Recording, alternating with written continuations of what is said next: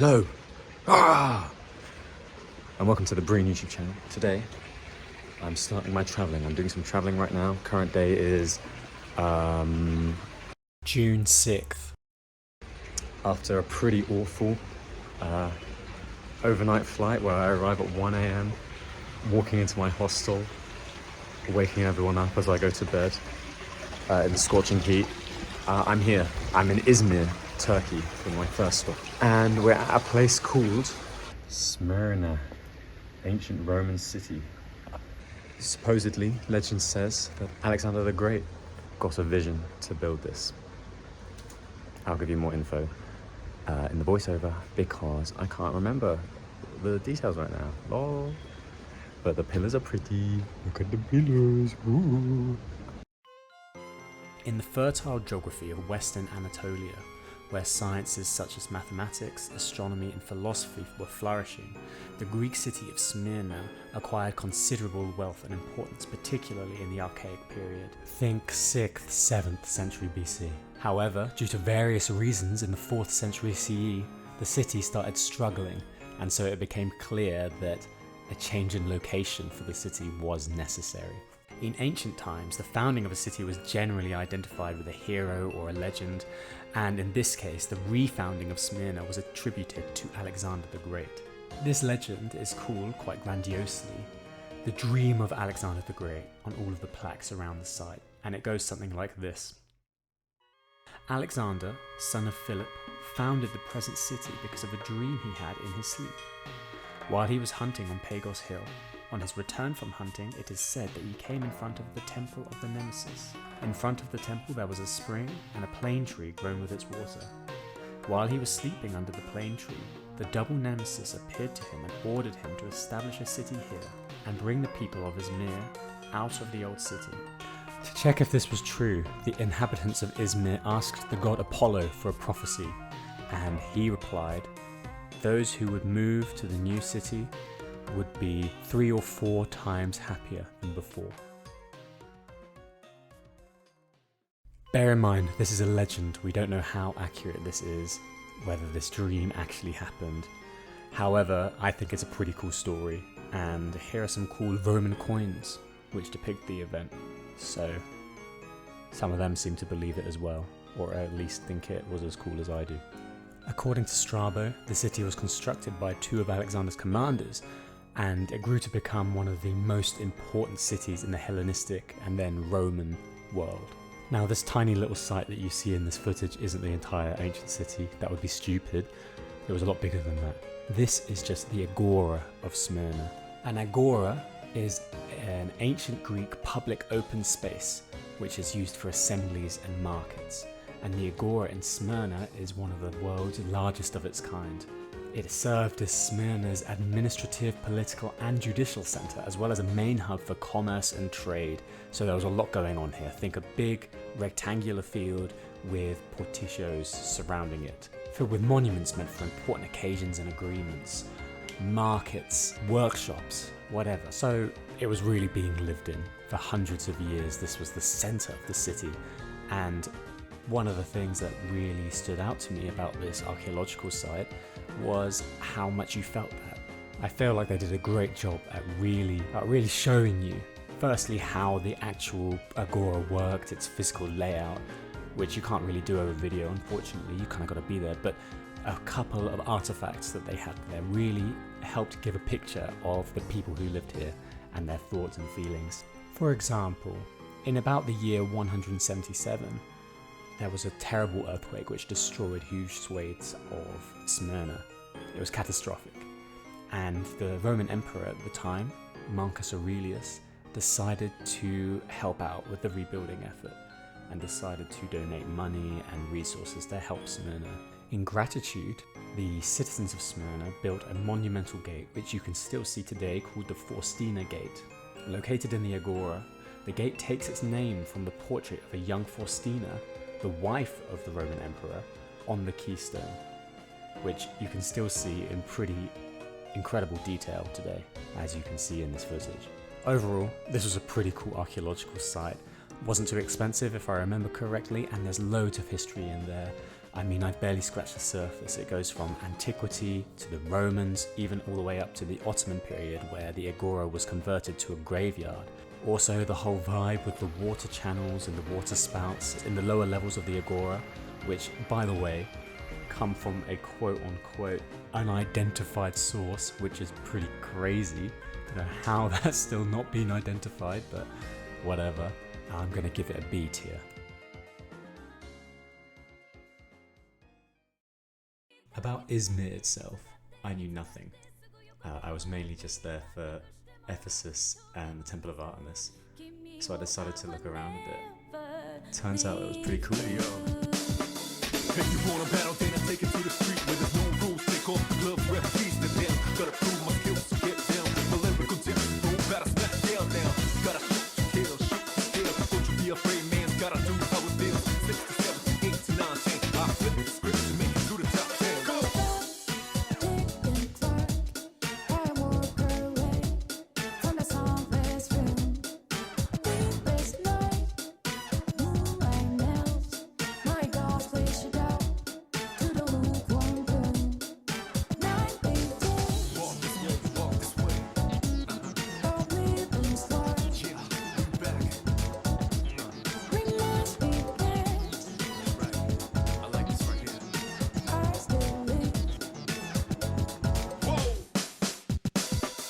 Every man's gotta fight the fear. I'm the first to have made a share thoughts, provoke a new era. Become a victor of my only rival is my shadow. Reborn to play back with my own era. Get low to the ground, it's getting better like I told you before. Double up a day, more cheddar. L to the J, say stay late. If you call me Royal Flush, then I'm the ace.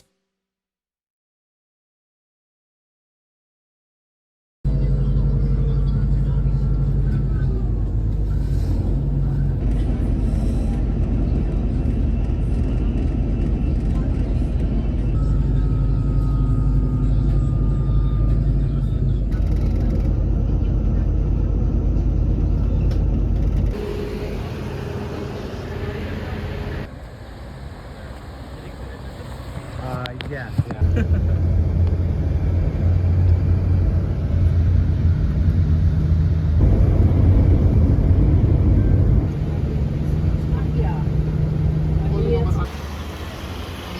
Towards the end of the podcast that I was listening in car, it said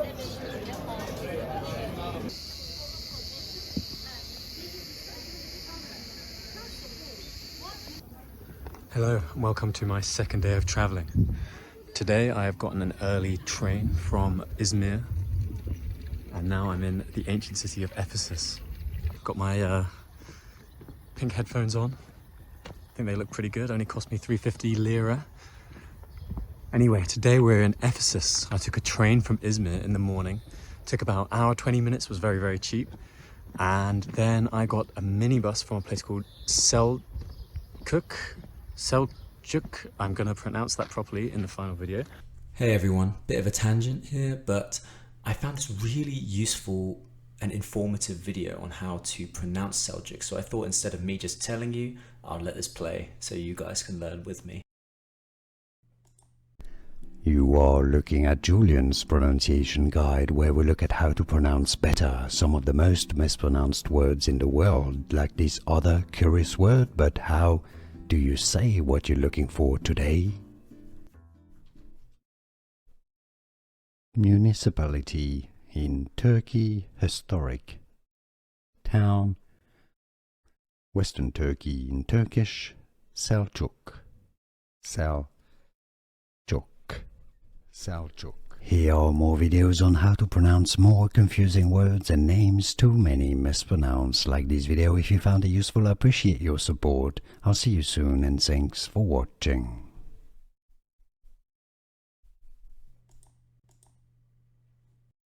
To get to Ephesus, ancient city, famous ancient city, capital of Asia Minor and the province of Asia in the Roman Empire. For a very, very long time, it was a very important and prominent city, very rich as well, but now not so much. Now it lays in ruins. Any Sith-fangs among you will know the Temple of Artemis. That is part of the ancient city of Ephesus, a temple renowned for its architectural splendor. So hopefully you'll be able to see that today. The one singular column that remains. It's a column that they've rebuilt from different parts of columns that they found, if that makes sense. I think. Anyway, still cool though.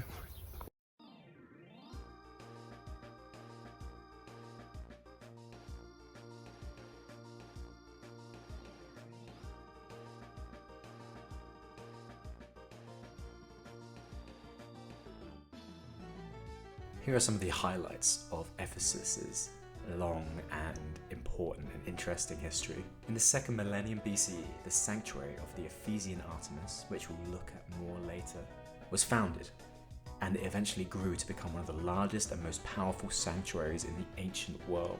In the year 333 BC, Alexander the Great took the city, but spoilers, he died. Yeah, I know. And then after 50 years of uncertainty, Ephesus was conquered by the Macedonian general Lysimachus. Lysimachus. This was where Ephesus's Hellenistic Greek prosperity started. It started to become known for its wealth and abundance. Skipping forward to the Romans, although it twice chose the losing side in Roman civil wars, and although it was stoutly opposed by other influential cities in the same area, for example one we may have learned about earlier in this video, Ephesus became, under Augustus, the first city of the Roman province of Asia, aka the capital of the Roman province of Asia.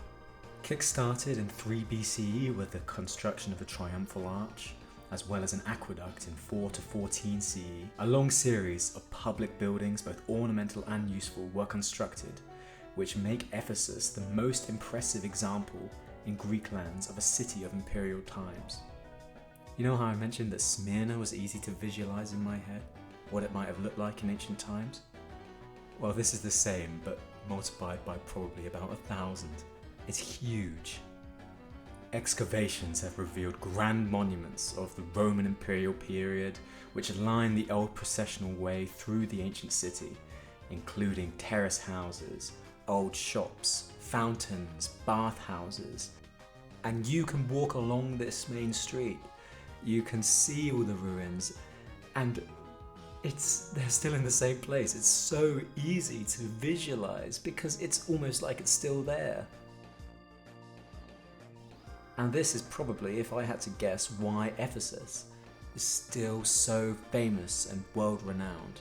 A huge chunk of the main street of the old city is basically still there for you to see and explore.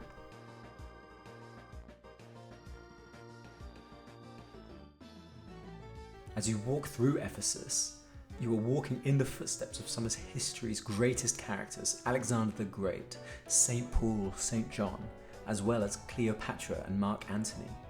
Yes, that Cleopatra, Queen of Egypt from 47 to 30 BC, and yes, that Mark Antony, the guy who lost the Roman Civil War.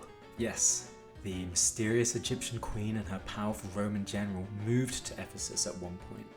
Mark Antony had come here and had been welcomed by the Ephesians. He arranged the Ephesians to give Cleopatra a greeting worthy of a royal mistress on her arrival. So as you walk along the harbour street in Ephesus, imagine Cleopatra walking up here from the port to a rousing welcome. But as you walk along the Arcadian street, you can also think of Cleopatra, who apparently loved browsing the high quality shops that lined this street. Although when I went, you weren't actually allowed to walk on that road. Cleopatra came here to help Mark Antony as he put together a navy. She was one of the biggest financiers of this effort, providing both money and ships, and they ended up with a fleet of 500. In 32 BC, they both set sail with this fleet on their way to attack Rome, which didn't end up going too well for them. The fact that Mark Antony and Cleopatra stayed here is something that they are very proud of. So much so that they actually put on this live performance every so often for us silly tourists to enjoy. But I'm gonna put a disclaimer here. I don't think it's 100% historically accurate.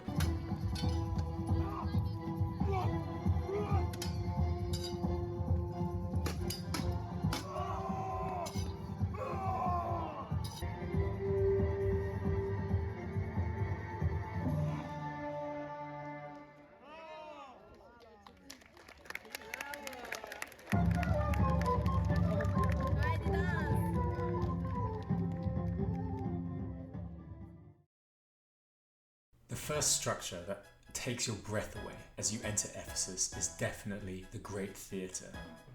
This splendidly preserved, huge marble structure is 145 metres across, and its audience once reached up to 30 metres high. Its construction began in Hellenistic times, but it reached its heyday during the times of Emperor Trajan, where it had capacity for 24,000 spectators. This, along with the street that you can see here, formed the liveliest commercial and entertainment district in the entire city. Nearby is the Church of the Virgin Mary, built around the 3rd century AD on the site of another temple, which tends to happen. It's thought to be the earliest temple in the world dedicated to Mary. It was the site of the Third Ecumenical Council, which was convened by Byzantine Emperor Theodosius II in 431 AD. The council was held to resolve a theological debate between two schools of thought about the nature of Christ and his mother, Mary. One school argued that since Christ was God and was born God, therefore his mother was deserving of being called Mother of God, or Theotokos. However, some thought that the term Mother of God would threaten the depth of respect for God, and so advocated that Christ was born human and became God, and that his mother was instead Mother of Christ, or Christokos. So, just to make it clear, this was where, in the times of early Christianity, it was decided that Mary was the Mother of God. And you can just walk there? Like, what? This event was, without a doubt, one of the most important in all of early Christianity, and it happened right here. Huh? Finally, we move on to what is probably the most iconic building in Ephesus, the Grand Library of Celsus, well known because of its incredible two-story facade at the bottom of the main street. Also from the times of Trajan, scholars from far and wide flocked to Ephesus, seeking enlightenment from the library's thousands of scrolls and manuscripts. Just pausing for a second, isn't it actually incredible that this is still here? Hello, like, I don't believe that anyone could see this still standing and not have some feeling of awe fall over them. Like you're witnessing the masterpieces of people who lived in antiquity in such intense detail. It's like they're here, now. It's like I could reach out to them and speak to them if I wanted to. It's like we live on the same world, which, of course, we do.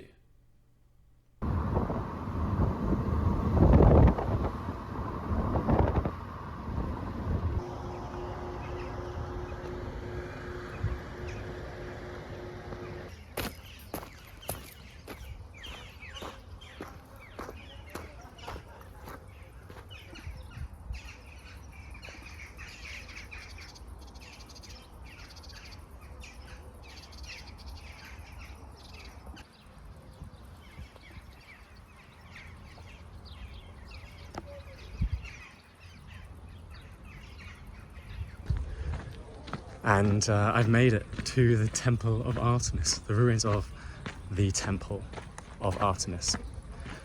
And to be honest, I feel great. To be at this place that I've read so much about, and I'm really passionate about learning the history of, and it's been something that I've known about for such a long time, ever since I was a kid. To finally be here in person and see it for myself, and I can really imagine it. And it's a pretty amazing feeling. I just wanted to document that, so I might look back on this video and remember how good it felt. You can see the herons. There are herons up there, or storks, nesting. I think that's probably the coolest stork's nest in the world. Yeah, I'm just really ecstatic to be here, and it feels pretty magical. I don't know. Maybe that's just me. Anyway.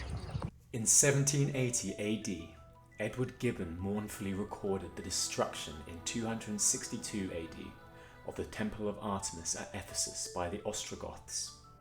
His eloquent description of the monument, sight unseen, is among the most elegant ever written.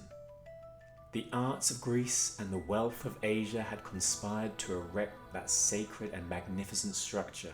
Successive empires, the Persian, Macedonian, and the Roman, revered its sanctity and enriched its splendor.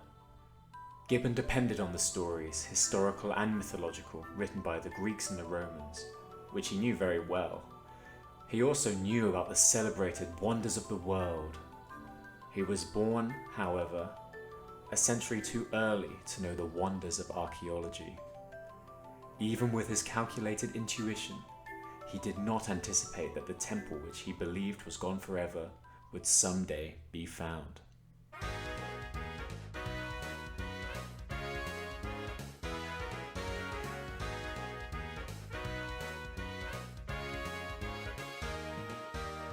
That whole opening paragraph was an extract from the book The Seven Wonders of the Ancient World, specifically chapter 4, which was written by Bloomer L. Trell.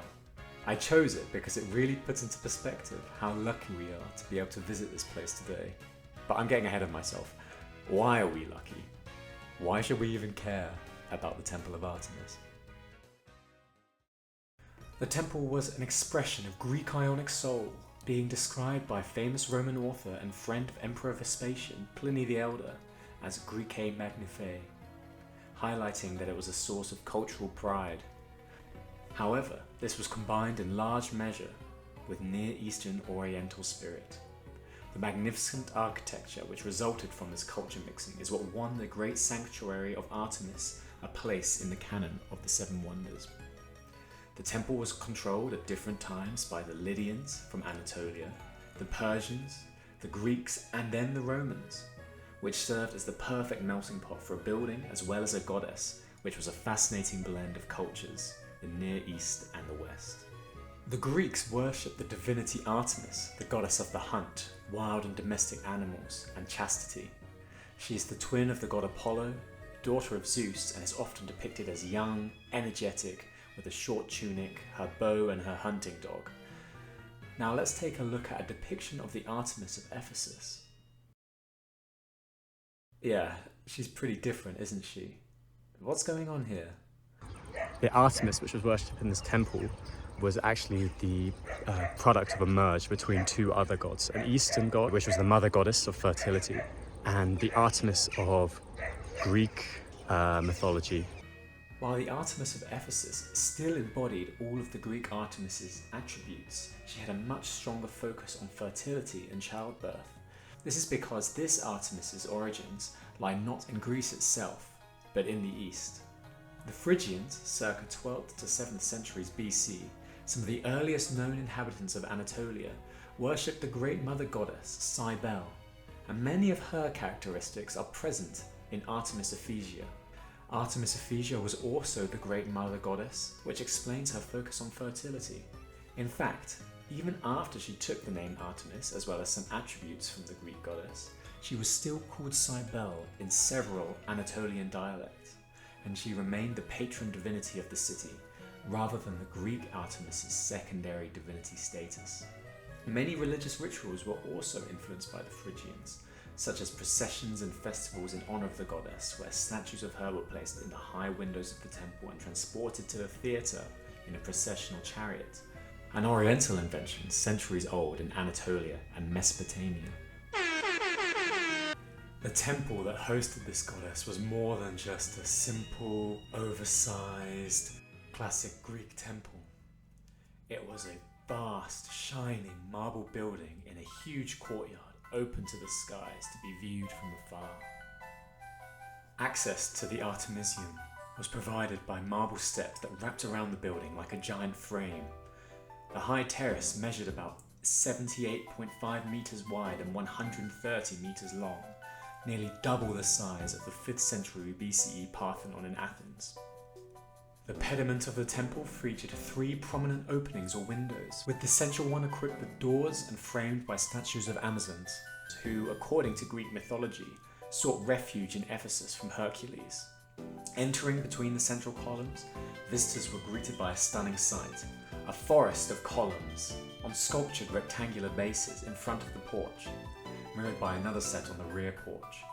Pliny noted that there were 127 of these slender columns, which stood 20 meters high, featuring elaborate bases with molded rings of marble supporting sculpted reliefs that encircled the lower drums, creating an architectural marvel that was almost, but not entirely, unprecedented in the ancient world. This, I believe, is a sacrificial altar. So I believe that this would be the front facade of the Temple of Artemis. So like this. This is the front. The altar, the sacrificial altar, which I believe is this. I might be wrong. I hope I'm not wrong, but you had to be this far back from the temple to be able to see the frieze at the top, because it was so tall. And the priest or whoever came into the sacrificial altar and they could see the top, but they were obliged to look away to do their sacrifices or whatnot. So that's pretty damn cool. Let's see what else there is. And these are the grounds of the temple itself. There was most likely a huge statue of Artemis, the deity, which was of course worshipped in this temple, right in the center somewhere. Historians, there's no conclusive evidence on how tall it was, or there's no conclusive evidence on whether it exists at all, but it was most likely, due to other examples at the time, much larger than life size. The architrave blocks above the columns are estimated to have weighed 24 tons each, and the feat of engineering that put them in place led to Ephesians believing that it was the work of Artemis herself. She is said to have assisted the architect Cheresphon in placing the main beam over the entrance of the massive marble structure. The stone beam was so enormous and heavy that the architect contemplated suicide due to the daunting nature of his task. That's 2 mentions now of Artemis coming to the aid of people in need. And that's another reason why the temple is so famous. The goddess herself played her role whenever she was needed, like a deus ex machina of a Greek drama, saving her followers from hopeless situations. From the very beginning, Artemis was coming to the rescue of her devotees. In 546 BC, Artemis came to the rescue of Croesus, the last Lydian king. We are looking at how to pronounce this name, as well as how to say more confusing vocabulary that many mispronounce in English, so make sure to stay tuned. The name of this king, Croesus. He had helped to build the temple in her honor, and just as the invading Cyrus the Great of Persia was sacrificing Croesus on a pyre, a Sibyl intervened and stopped him. However, when disaster threatened her own sanctuary, the goddess failed to intervene. On the 21st of July, 356 BC, the temple was burned to the ground by a man named Herostratus, who had hoped to make his name immortal. Funnily enough, throughout the Ephesus site and the Temple of Artemis site, they are very reluctant to actually mention Herostratus' name, which I thought was a very interesting cultural thing, I guess. A writer by the name of Plutarch in the 2nd century AD used Herostratus as an opportunity to make the story even better. He wrote that Artemis was too busy taking care of the birth of Alexander the Great, which happened on the exact same night, to tend to her own temple. So when we talk about the Temple of Artemis, we're actually kind of talking about 2 temples. The earlier temple was built by the Lydian king Croesus in about 550 BC, and the later temple built by the Greeks after Herostratus burnt the first one down.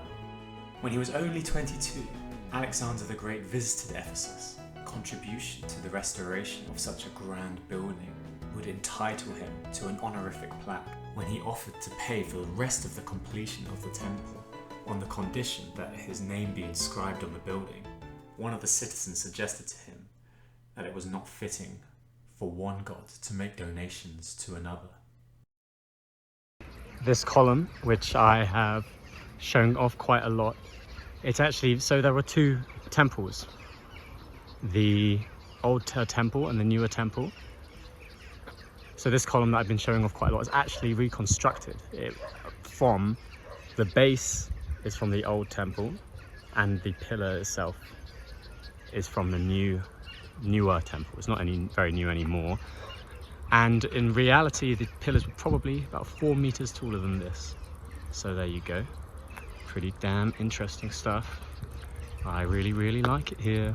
Famously, the Temple of Artemis also had the law of asylum. Anyone who entered the temple could not be harmed or arrested or killed. However, there are some stories where this law was definitely not followed. For one, Mark Antony forced the chief priest to bring out of the temple the sister of Cleopatra, Arsinoe. He then murdered her, thus assuring Cleopatra and himself the throne of Egypt. Actually, now that I'm looking into it, there seem to be a lot more stories of people breaking the law of asylum, rather than famous examples of people sticking to it. The Ephesians did not forsake Artemis for Christianity until the end of the 4th century AD. There you have it. I'm really, really happy to be here, and I'm really sad that I have to leave now. I could spend an hour here, or hours, I could spend the whole day here. But alas, I must leave at some time. Goodbye.